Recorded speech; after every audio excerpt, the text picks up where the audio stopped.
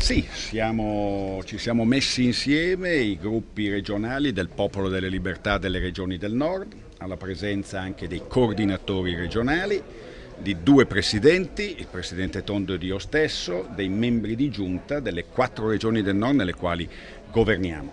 Abbiamo condiviso fino in fondo l'idea di proseguire con la progettazione di una macro regione del Nord che evidenzi l'esistenza in Europa di una regione, in Nord Italia appunto, che non ha nulla da invidiare alle altre grandi regioni economiche, produttive, all'avanguardia, innovative, ricche d'Europa. Noi facciamo questo perché il motore dell'economia italiana va riacceso e lo si riaccende da qui.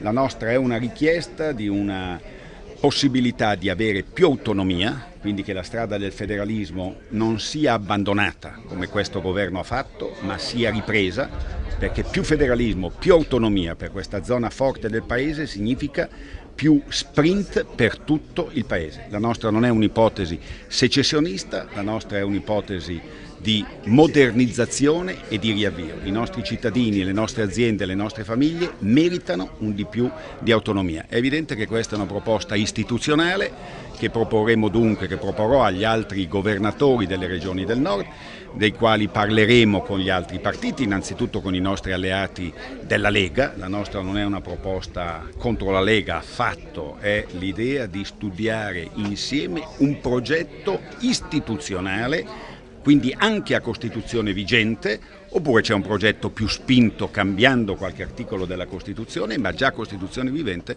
si può creare un coordinamento che dia speranza di sviluppo ai nostri cittadini. Noi questo vogliamo fare.